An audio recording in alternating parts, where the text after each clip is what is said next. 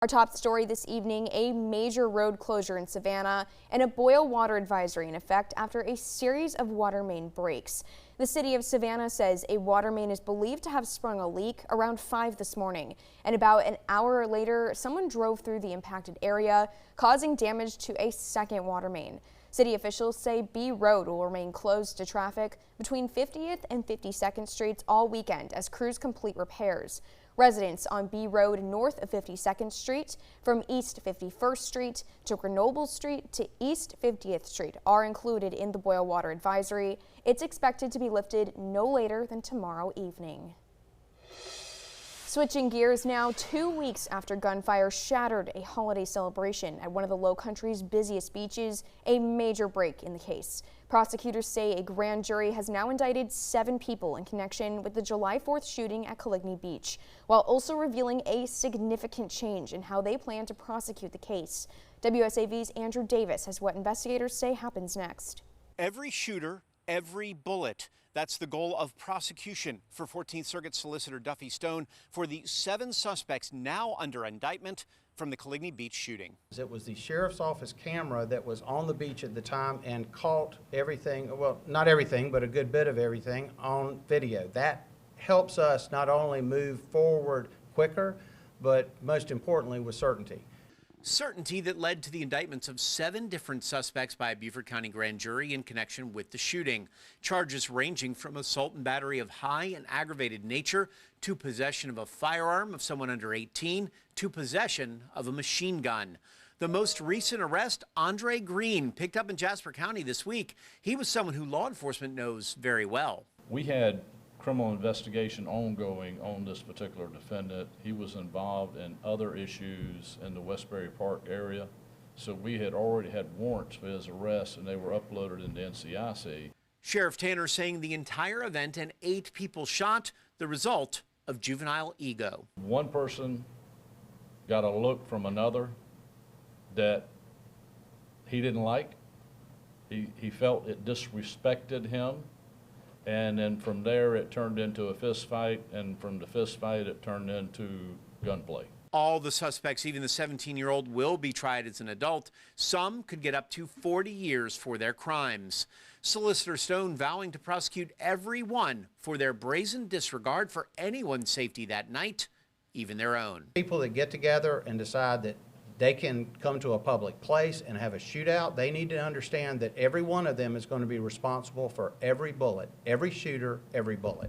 While there is video from the sheriff's camera right on the beach as well as social media, the solicitor says he would welcome any more people coming forward who might have information or video from that night to make this case even stronger. The suspects themselves, they'll be back in court on Wednesday for a bond hearing and first appearance. Andrew Davis, WSAV News 3 on your side. We've been following this case from the beginning. WSAV was the only one to have cameras on scene the night of the shooting. We have all of our previous coverage on WSAV.com/Coligny shooting. Taking a live look now outside, let's check in with Storm Team 3 meteorologist Hannah Evans for a look at the forecast. Hey Isley, well it is another hot one out there today. We are once again seeing those 90-degree temperatures, 92 degrees in Savannah, 95 degrees in Statesboro and in Glenville, but it is feeling much warmer like the past few days. It is feeling like those triple digits, feeling like 104 in Savannah, 106 degrees in Glenville and Richmond Hill. So if you are heading out for the evening, going downtown, going out to dinner, make sure you have your water with you. Stay cool and hydrated, but also keep an eye on the sky. Here's a look at our Viper radar here. We are seeing a few pop-up thunderstorms just due to the heat and humidity, creating some instability in the atmosphere. So we're seeing a few pop-up thunderstorms over towards Sylvania and Hampton, as well as south of Glenville over towards Hinesville as well, and then a little thunderstorm moving toward Richmond Hill. So just keep an eye on that if you are heading out over the next few hours. Besides that though, it is just going to stay hot and humid for the time being. Overnight lows tonight stay warm and muggy as well, but we are tracking a change toward the end of next week where we could see a little bit of a cool down, which I will talk a little bit more about in just a few minutes. Isley. Thank you, Hannah. It still may be summer vacation, but for many student athletes, fall sports season is already here. Teams across the area are getting ready for the season ahead, and they're doing it while dealing with some serious heat. Athletes have spent hours at practice each day, getting ready for the upcoming school year. But with temperatures soaring, it feels more like the peak of summer than the start of fall sports. Yes, teams are still practicing. Exercising in the heat can make a person more likely to get heat-related illness. But the Savannah-Chatham County Public School System has different procedures in place to ensure that doesn't happen to their athletes. They have specific guidelines that they must follow. The district's Director of Health, Physical Education, and Athletics, John Sanders, says one of these guidelines is the wet bulb measurement scale. This takes into account the temperature, humidity, wind, sun angle, and cloud cover. If the number is over 86, they have certain restrictions that they have to follow. So 86 to 92, there are different restrictions. Once they get to 92, then they're not able to practice outside at that point.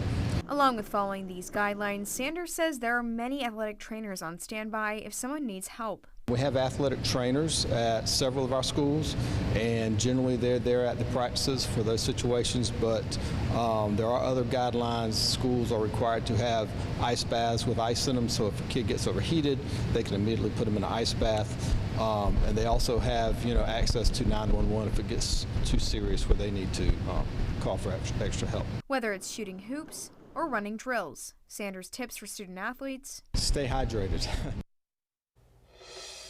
Looking ahead, we've wrapped up our annual Ready, Set, Go Back to School supply drive, collecting school supplies for students across our area. Now you're invited to celebrate with us as we give out those supplies. The Ready, Set, Go Back to School party in the park is happening tomorrow, July 19th from 2 to 5 p.m. at Can Park in Savannah. We'll be giving out all the school supplies we collected during the drive to students there to make sure they start the new school year on the right foot. It's set to be an afternoon of family fun, and we hope to see you there.